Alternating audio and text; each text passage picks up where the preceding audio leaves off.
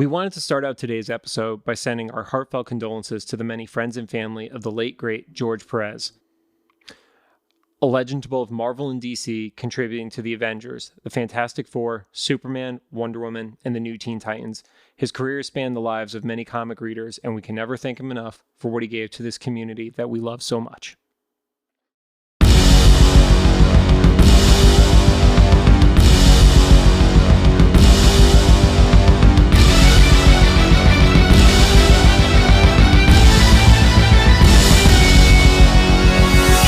Welcome to episode 16 of Cyclops is Waiting for Me, an X-Men, the animated series podcast, and we finally got all the numbers right in the script, so we won't mess it up like two of us have separately done. I am JC. You could find me on Whiskey and Waffles on Twitch, and we have been doing a lot of card unboxings on the channel lately. Ooh, nice. I haven't got one of those yet.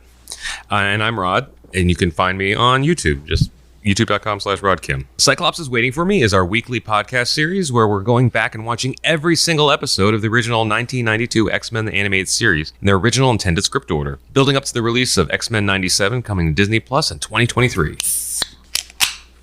Some quick reminders, JC drinks during these episodes. We are a recap show about a series that came out 29 years ago. I updated it, Rod. Ooh. It used to say 30 years, but now we're going faster than the show came out with our episode cadence. So there will be spoilers. If you don't want it spoiled for you, pause the podcast, watch the episode, and come back. And we will do our best to avoid mentioning anything about future episodes that we have not yet covered. We are currently not sponsored or affiliated with Disney or Disney Plus in any way, and if I keep drinking, we probably won't be. And don't forget to follow us on social media at Cyclops IWFM Pod on Instagram, TikTok, Twitter, and Facebook. And of course, make sure to follow us on all your favorite podcast services. And Rod, before we even go to the end of the rigmarole, all of a sudden, Instagram popped up on us for real. Instagram, even TikTok is like so random. I was going to give up on it because nobody was watching it, and now it's just randomly serving these video clips. I guess we'll keep doing it.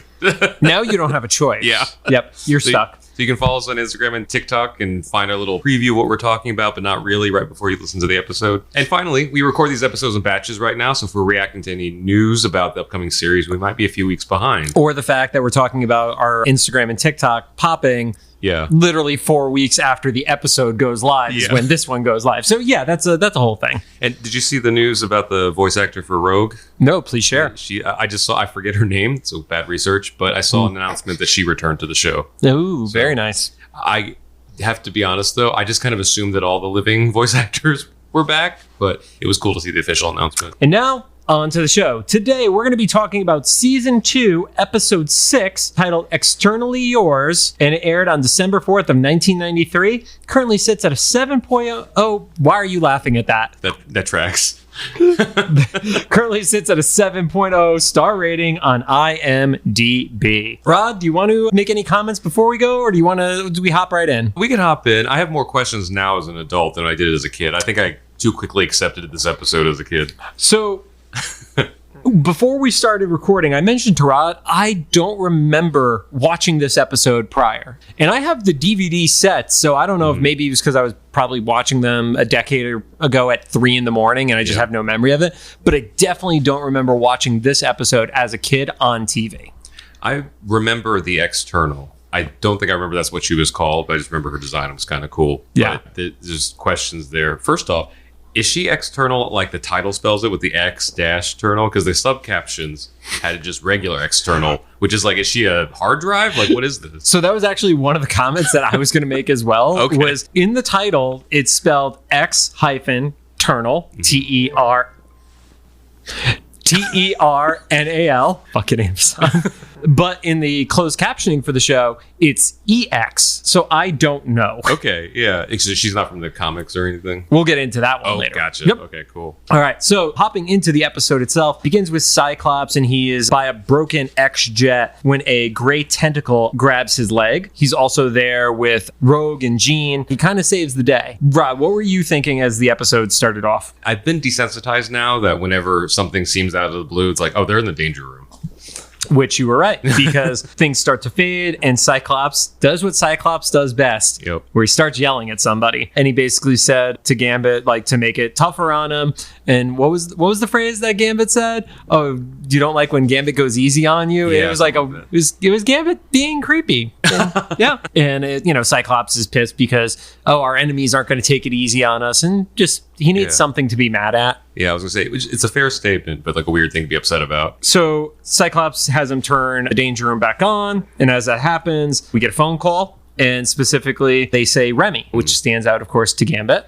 And I think this is, if not the first, one of the earliest times we've heard him referred to as his real name, right? Yeah, it's not super common. For the most part, they are still calling him Gambit. And in an episode that's coming up, there's specifically a reference to Wolverine as Logan, and it just isn't like they don't refer to people outside of Scott and Jean by their birth names as often. So I think that this kind of signals we're going to get into Gambit's story now. So as that distraction happens, Gambit very carelessly pushes a switch, which I feel like should have some sort of protection mechanism that you can't just go to maximum danger room by accident. He's not trying to kill Cyclops, at least consciously not chill. Yeah. His id is all about killing Cyclops though. But this makes an Omega Red, an Apocalypse, a Sinister, and a Juggernaut, as well as that green alien. I was wondering if it was like a lizard thing or something, if that was a character. The character did not stand out to me as one that had existed in a significant way in the past, but it's like the villain boy band. Yeah, villain boy band, and then like Joey Fatone, I guess. He's the lizard.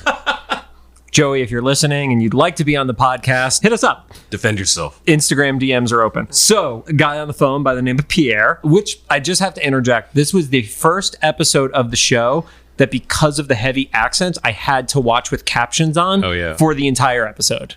If there's any Cajun people listening, or is that right? Is that yeah, remember we looked it up that it used to be offensive and is now not offensive because we were trying to not offend people. I want to know if the accents in this episode are offensive at all, because it was so heavy.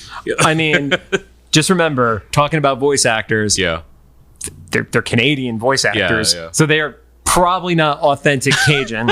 Maybe you get a little bit of the French Canadian in there, and that helps on it because Cajun has a French aspect to it. That's true, yeah. But I don't want to be the one who says if something is offensive or not for another group of people. Yeah, so. But you're right. Accents were thick. In the hardcore. Yeah. And Pierre says Bobby's in trouble. Gambit kind of rejects it, saying he doesn't really care. Pierre reminds Gambit that the tithe is coming up, and Bobby has disappeared. As this is happening, with Gambit just not paying attention, Cyclops is just getting his ass handed to him by the boy band from hell. It is kind of satisfying. I wrote that note down, that like watching him go through that, I was like, oh yeah, we're finally getting it. It's not like it's even happening from like real villains. It's his own sparring session that he's getting fucked up. He wanted it harder. You're right. He did get his wish. Rogue hears an alarm going off, which Gambit does not care about because he's on the phone. And she pops in, realizes that Scott is getting messed up, and kind of turns it all off, gives Gambit a little bit of a hard time. And he says, I got to go. They're going to waste my brother. Yeah, and Gambit just is unaffected. He's just like, oh, yeah, okay, cool. Cyclops almost died, bye. Yeah, he really does not care that Cyclops...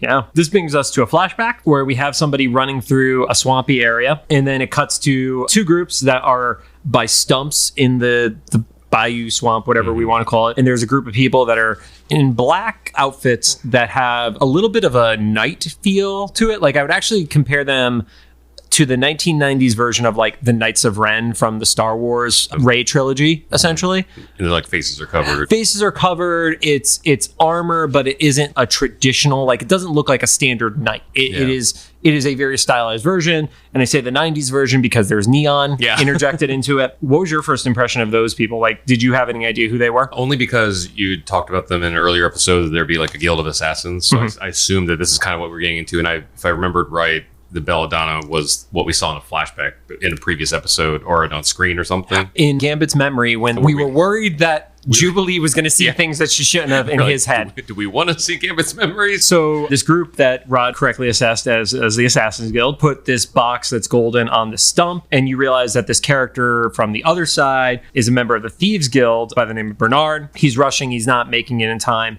And this woman pops up out of the water. And Rod, talk about that, because you had some thoughts on her. I thought she looked cool. I liked the design. I have so many questions of like what that is. I kind of assumed that either I just forgot if they referenced it later on in the series, or if they just never returned to it and we're just accepting this is a Hatfields and McCoys with a mystical swamp lady. Yeah, that let's be honest, that's actually what it is. So cool thing about the X-Ternal, she is original to the series. Okay, that makes sense. Yep, there's a basis for her off of a group of immortal characters called the X-Ternals. That's where the name comes from. Okay. And the character she most resembles, it's either Chandra or Chandra, I'm not sure how to pronounce it, but it's Candra, with the alias of Red Death. And there's a similar role that she plays in the relationship between the Assassins Guild and the Thieves Guild, but visually not the same individual. Okay, interesting. And then I also was initially confused by, but then I caught on that we were not supposed to know what's in the gold boxes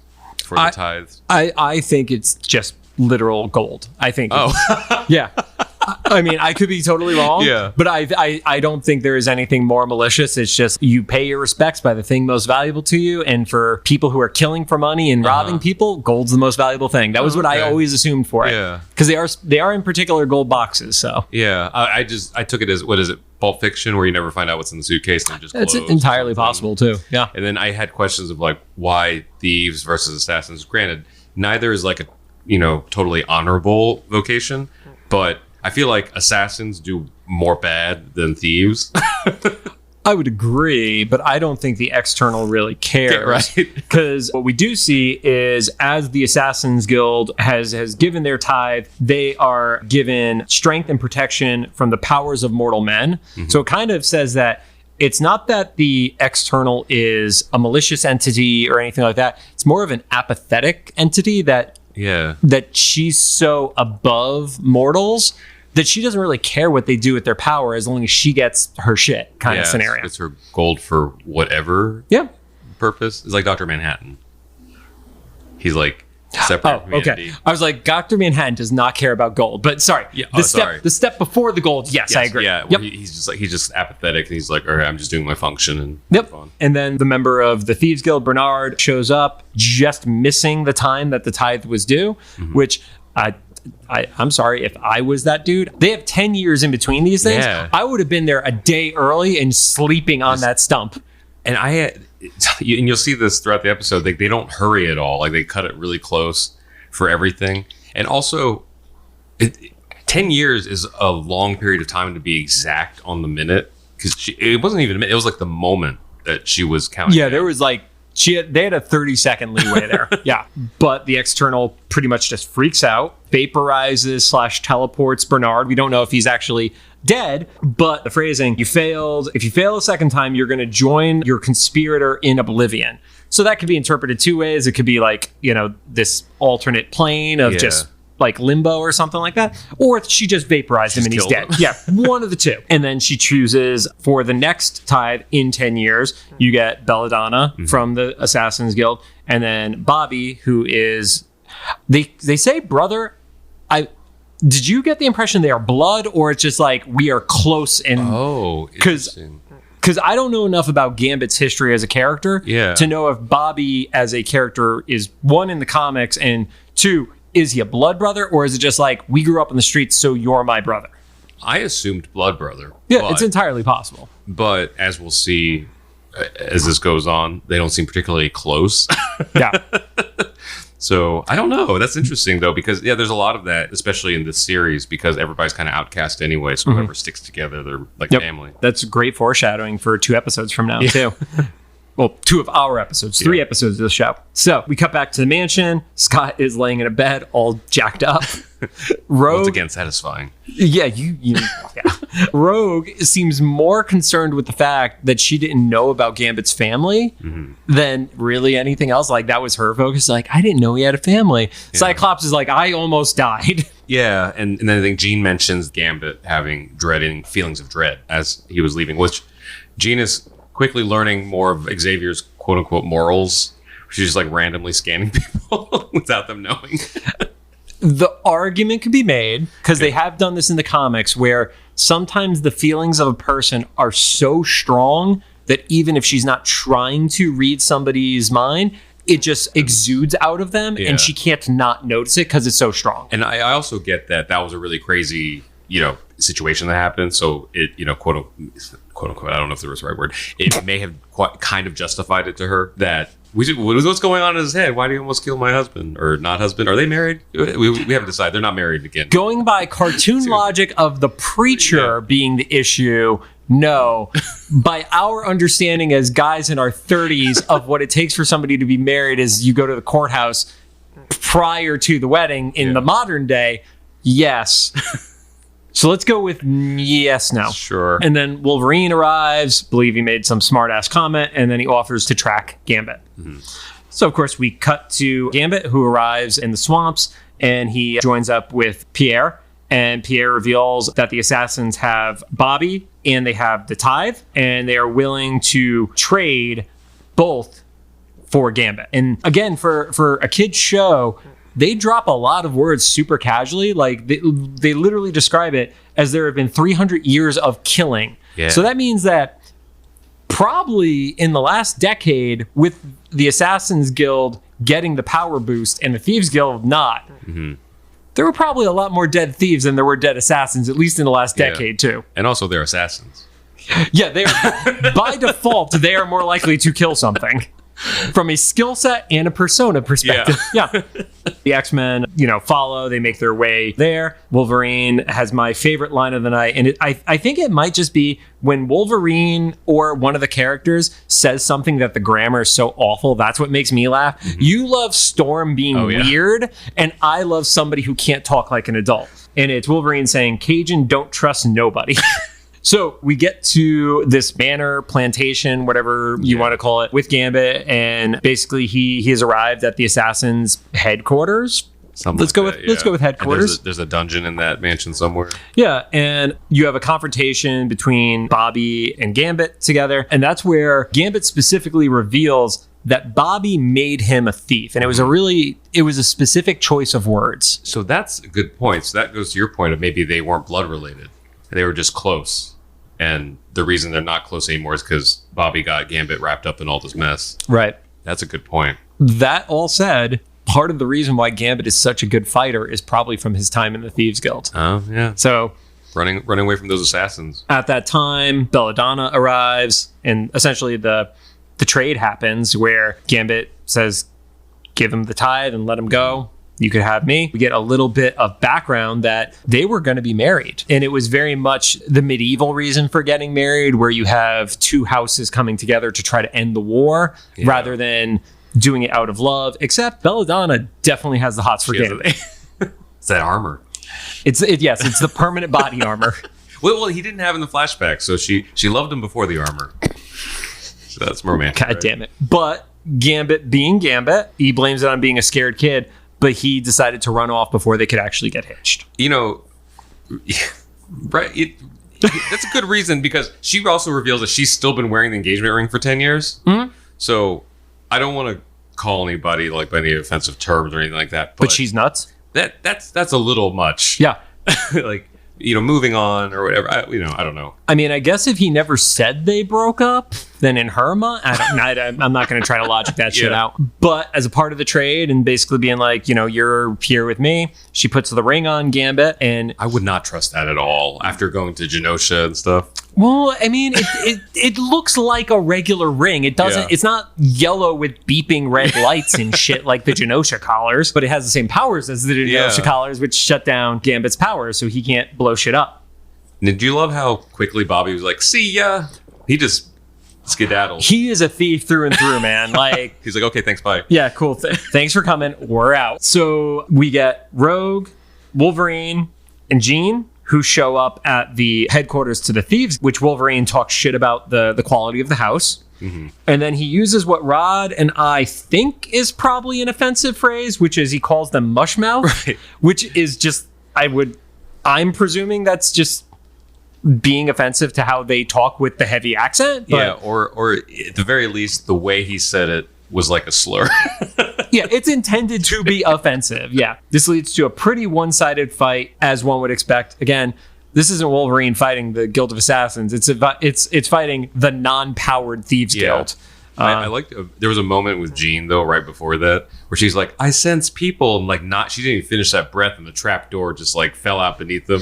Yep. They're like, "Oh, good one, good Jean." So after our one-sided fight, we get Pierre returning with Bobby, and I'm not gonna dwell on this. I keep getting tripped up by the name Bobby because Bobby to me in the X-Men universe is Iceman. Right, yeah. So just saying Bobby for somebody other than him just totally trips me up. Yeah. But that's aside, neither here nor there. So Pierre returns with Bobby and reveals that Belladonna is going to be bringing Gambit to the Tithe. And obviously this trips up Rogue. Yeah, you get the little twitch in her eye. Yeah, she knows something is up there. We see a moment between Gambit and Belladonna, and she says basically, after tonight, there's not going to be a Thieves Guild anymore because she switched the Tithe. I feel like she shouldn't have said that to Gambit. Yeah, that's the villain's monologue, right? Reveal everything just a second before. So not the greatest plan, because as soon as we get the two guilds showing up at the same stumps, Gambit reveals the plan very loudly to everybody. And he gives no shits in this episode. He just keeps knocking people away, like really comedically. Yeah. He's like, nope, get out of here. Don't care. Then Rogue throws out her offensive phrase, one of two, where she refers to Belladonna as the Swamp Witch. Yeah. And then... Because she's thoroughly jealous at this point. Oh, she's 100%. They've made it really clear, even though she's been like yeeting Gambit away this whole time, like for the last season and a half. Like she's like, wait, no, I want to hate him. Yeah, he's mine to push away. But I don't know if you noticed with the animation, they did this like translucent veil around her. Yeah, and then it disappeared rather quickly around Belladonna. But there was definitely the implication that she had a veil on at the start of this. Yeah, like they just gotten married or getting ready to. Or getting ready to was the impression I got. Yeah, but of course the fight breaks out and Belladonna power blasts Rogue like. Just totally tosses her, which shy of the mega strong enemies like your Sentinels and stuff like that, Rogue doesn't get tossed like that. Yeah, so that's that X-Ternal's power or whatever. Because it's a really vague power set. She just kind of does what she wants. It's a power amplifier. Yeah. Nope. Then Wolverine heads over and attempts to cut the ring off of Gambit. Does not work. So I guess it must be Genosha tech. Something, yeah. Because it's like, cool, you try to cut it off, it's like, well, not worth blowing your finger off. We'd rather electrocute you, I guess. I did notice, though, that when he went for it looked like Belladonna did something purposely to stop his power from working. So that's true. Maybe so she has to activate it or something.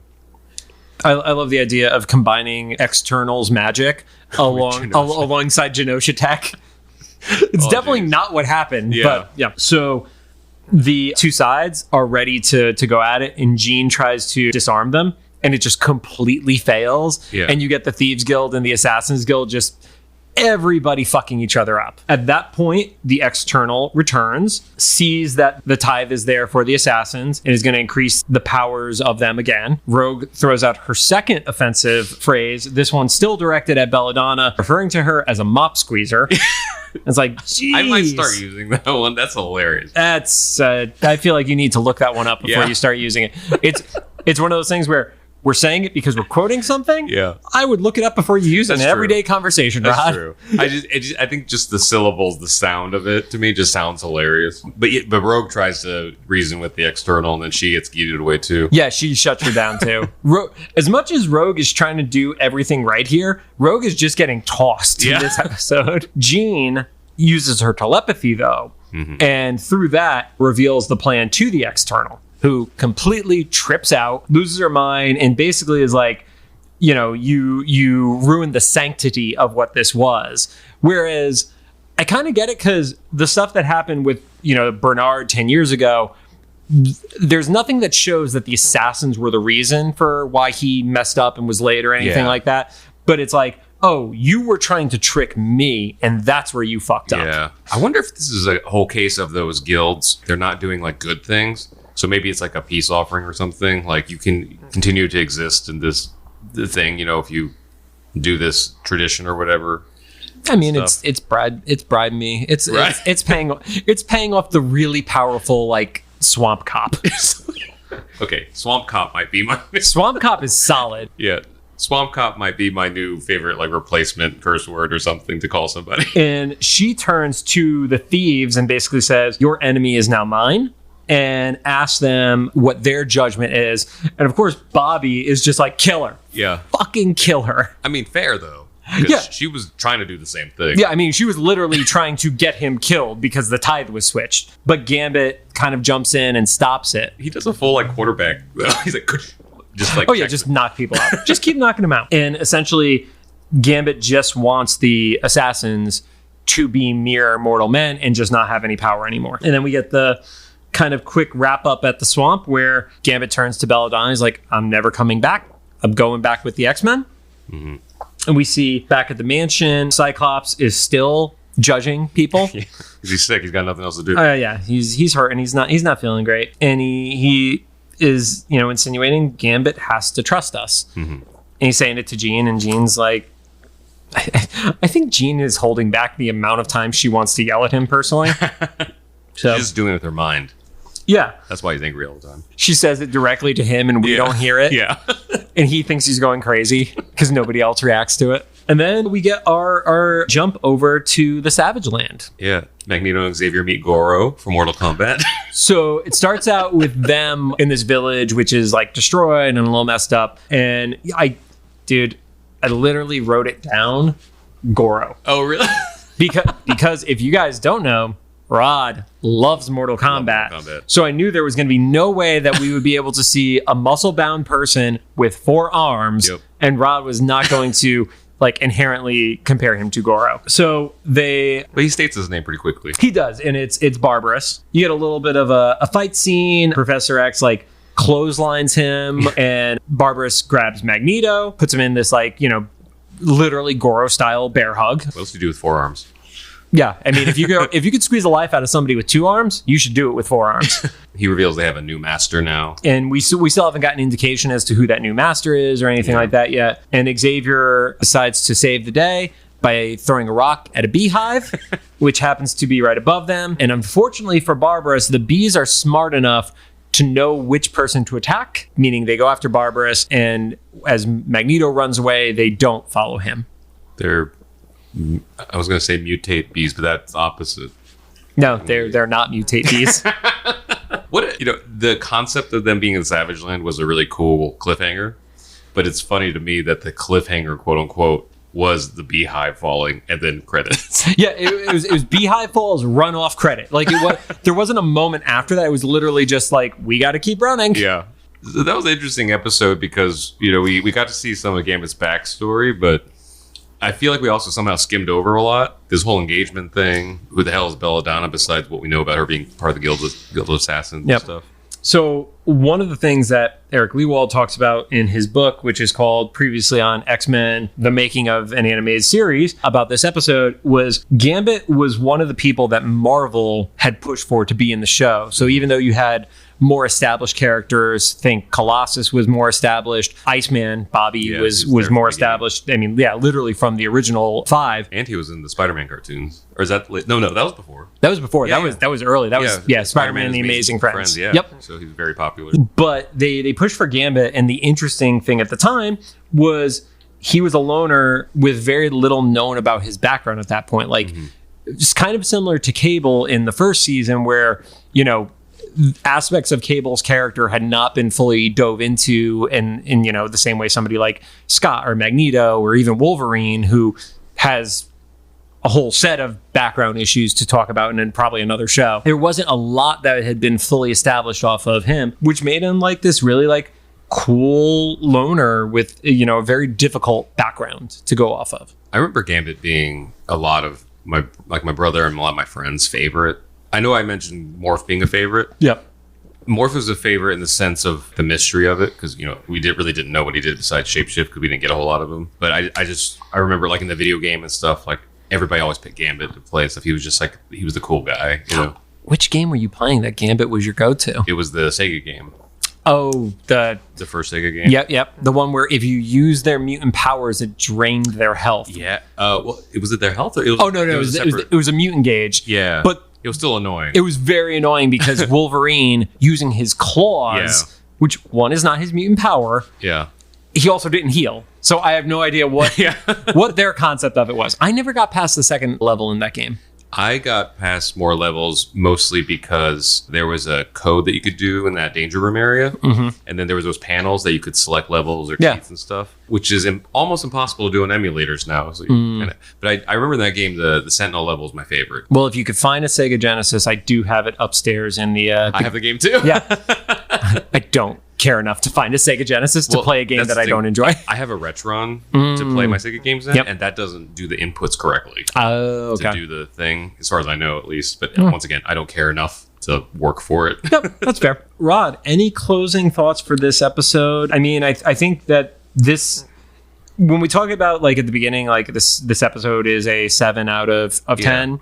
It was fine. It was fine. Yeah. I think part of it is Gambit is... He's not a character that I dislike, but he is also not a character that I have a massive affinity for, so I think that helps. There's a great moment in the comics recently. So in the current version of the comics, you have Rogue and Gambit getting married. Oh, wow, okay. And the relationship between a few characters is established, and I don't want to say it because I don't want it to be revealed for something a couple episodes from now. But a person who has a in-law-esque relationship with Gambit is interacting with him and just literally like, I can't believe my daughter. I can't believe this is who you pick. And he gives like some like very Gambit, very smarmy remark back to this person. And they literally put their hands up with like this like pissed off look on their face, like they want to choke him right in front of him. Yeah. And he just like laughs it off. Yeah, like whatever. I've seen worse. Yep. I think the only thing that really stood out to me is it's at least the first time I noticed we get and I might be wrong, but I believe I'm right, that Jean, when she was giving the external, like all the mental images and stuff, she does the, and then Wolverine, Jean. I think that might have been the first time we heard that combination, and then we're going to keep hearing it this series because there's montages you can look up online. It's like, Jean, Jean. I don't deny that you're right. I had not known that was a meme, and now I'm going to be on the look for it. Well, because it sounds like a porn if you don't know what you're watching. Well, yeah, obviously, Rod. That's half of everything becomes a meme because it's like porn. Oh, thank you guys for joining us. If you have any thoughts, make sure to drop them in the comments for either the YouTube upload, the official Instagram post, or screw it, throw it in the reels now. Let's add engagement to those damn things. I do appreciate that our most popular reel at the time of this recording is me saying that a 3D printer is smarter than bigots, though. So that part is pretty great. That's great, yeah. We want to be quoted for anything. If there's ever anything the internet should quote me for, I want it to be that phrase. If you like what you heard, we would also appreciate a rating on the podcast app of your choosing. We are on Apple Podcasts, Anchor, Spotify, Google Podcasts, and CastBox. And I will say, I did see an amazing review. Somebody gave us a 5-star review, and I believe the comment was along the lines of like, don't fuck up the Storm outro. That was totally directed at you, Rod. Oh, no, that should be our outro? No, I don't know. I'm just saying there was a comment about not messing up stuff with Storm, so that's you. Oh, sweet. Okay, don't fuck up Storm. Also, don't be a swamp cop. I can't finish with anything better. Don't be a swamp cop.